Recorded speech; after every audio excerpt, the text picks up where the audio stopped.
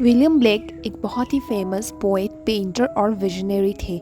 उनके जीवन काल में उनके वर्क्स को इग्नोर की गई, लेकिन अब उन्हें इंग्लिश पोइट्री की एक बीकन भी माना जाता है। ब्लेक ने एक पोइट्री कलेक्शन लिखा और इसे songs of innocence and experience नाम का टाइटल दिया। इस बुक में 2 भाग है। सॉन्ग्स ऑफ इनोसेंस में 19 और सॉन्ग्स ऑफ एक्सपीरियंस में 26 कविताएं हैं। सॉन्ग्स ऑफ इनोसेंस में इनोसेंट और सुखी जीवन के बारे में कविताएं होती है, जबकि सॉन्ग्स ऑफ एक्सपीरियंस में गहरी यानी कि डीप मीनिंग वाली कविताएं होती है। The tiger poem songs of experience में इंक्लूडेड है। कविता को 6 स्टैंजास में डिवाइड किया गया है, जिनमें से हर स्टैंजा में 4 लाइन्स है। कविता की राइमिंग स्कीम AABB है। चलिए अब हम पोएम की एक्सप्लेनेशन करते हैं। Tiger, tiger, burning bright in forests of the night, what immortal hand or eye could frame thy fearful symmetry? पहले स्टैंजा में कवि टाइगर के अपीयरेंस का वर्णन करता है। यहाँ हमें ध्यान देना चाहिए कि टाइगर को अलग तरीके से स्पेल किया है, TYGER। कहा गया है कि टाइगर रात के जंगल में ब्राइटली बर्न करता है। टाइगर के चमकीले येलो कलर के कारण ये जंगल में चमक सकता है, जिसके लिए इसे दूर से ही देखा जा सकता है। पोएट यहाँ एक क्वेश्चन पूछता है। वो पूछता है कि कौन सा इमॉर्टल हाथ या आंख ऐसा प्राणी बना सकता है जिसमें एकदम परफेक्ट और भयानक प्रकार की सिमेट्री हो। कवि एक प्रकार से भगवान की प्रशंसा करते हैं जिसने ऐसे भयानक एनिमल का क्रिएशन किया है। इंसान डर के कारण ना तो इसकी क्रिएशन कर सकता है और ना ही इसको देख सकता है। तो ऑब्वियसली ये बहुत बड़े सुप्रीम कोई लॉर्ड ही होंगे जिन्होंने ऐसे एक एनिमल का क्रिएशन किया है। In what distant deeps or skies burned the fire of thine eyes? On what wings dare he aspire? What the hand dare seize the fire? दूसरे स्टैंजा में पोएट टाइगर की आंखों के बारे में बात करता है। वो इमेजिन करता है कि कहाँ से आग लाकर टाइगर की आंखों में डाल दी गई है। आग या तो आसमान से यानी या तो सूरज या स्वर्ग से, या फिर गहरे ओशन से अर्थात अर्थ की एकदम कोर से मतलब नरक से लाई गई होगी, क्योंकि ये पृथ्वी की ऑर्डिनरी आग नहीं हो सकती। ये एक डिवाइन आग है जो टाइगर की फियर्स आंखें बनाती है। तीसरी पंक्ति में कवि इमेजिन करता है कि वे कौन से विंग्स थे जो क्रिएटर को उन डिस्टेंट प्लेसेस में ले गए। वे कौन से हाथ थे जिन्होंने इस डिवाइन फायर को पकड़ने का साहस किया। तो पहली 2 पंक्तियों में वो आग को अप्रिशिएट करता है और तीसरी और चौथी पंक्तियों में वो क्रिएटर के विंग्स को और हाथों की प्रशंसा करता है। And what shoulder and what art could twist the sinews of thy heart? And when thy heart began to beat, what dread hand and what dread feet? तीसरे स्टैंजा में कवि टाइगर के हर्ट की बात करता है। वो इमेजिन करता है कि किस तरह के शोल्डर और स्किल्स होंगे क्रिएटर के पास जो टाइगर के दिल की मांसपेशियों या लेगामेंट्स को शेप दे सकते हैं।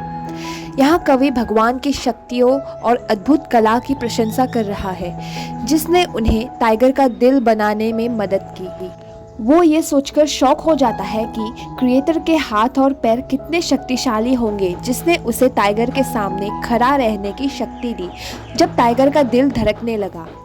इस स्टैंजा में पोएट सृष्टिकर्ता की शारीरिक शक्ति, फेयरलेस नेचर और उसकी अद्भुत कला की प्रशंसा करता है। What the hammer and a chain? In what furnace was thy brain? What the anvil? What that grasp? Dare its deadly terrors clasp? Fourth stanza में पोएट टाइगर के ब्रेन की तारीफ करता है। वो सोचता है कि कौन से हथौड़े, जंजीर, एनविल और फर्नेस का यूज करके विधाता ने टाइगर का दिमाग बनाया होगा। इन चीजों का यूज लोहे की वस्तुएं बनाने में किया जाता है।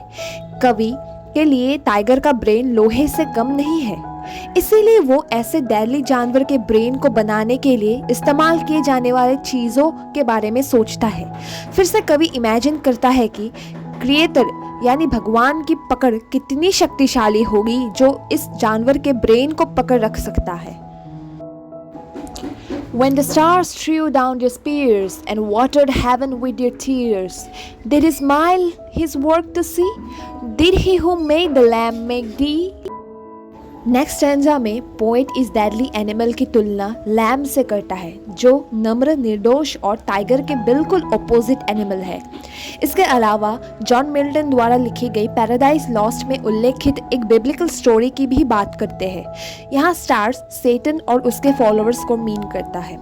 पोएट कहता है कि जब भगवान ने टाइगर की रचना की तो जो उनके साथ वॉर कर रहे थे, मतलब कि सेटन और उसके फॉलोअर्स, टाइगर के साइट से इतने डर गए थे कि उन्होंने अपने हार स्वीकार कर ली और अपने हथियार नीचे फेंक दिए और आकाश को आंसुओं से गीला कर दिया। पोएट सोचता है कि क्या टाइगर को बनाने के बाद भगवान मुस्कुराए होंगे, क्योंकि ये सैटेनिक फोर्सेस के लिए शब्दों से भी परे थे। वो फिर से सोचता है कि क्या वो वही है जिसने लैम को बनाया है, क्योंकि लैम काफ़ी मासूम और नम्र है, जबकि टाइगर इतना डेडली है कि वो सैटन को भी डराने के लिए काफ़ी है। Tiger, tiger, burning bright in the forests of the night, what immortal hand or eye, dear frame, thy fearful symmetry? Last stanza पहले स्टेंजा का रिपीटेशन है। यहाँ केवल एक ही शब्द बदल रहा है, जो है डेयर, जो काफ़ी इम्पोर्टेंट है। फर्स्ट स्टेंजा में कवि टाइगर और भगवान की शक्तियों से पहले थोड़ा कम शॉक्ड प्रतीत होता था, लेकिन टाइगर की सभी स्पेशलिटीज़ को एनालाइज करने के बाद वो सोचता है कि ये केवल भगवान ही है जो ऐसे जानवर बनाने का साहस कर सकता है। इसके साथ कविता ख़त्म हो जाती है। ये ब्लेक की एक बहुत ही सिंपल और आसान कविता है। मुझे आशा है कि आप कविता समझ गए होंगे। प्लीज़ मेरे चैनल को सब्सक्राइब करें और इस वीडियो को लाइक करें और अपने दोस्तों के साथ शेयर कर दें। Thank you.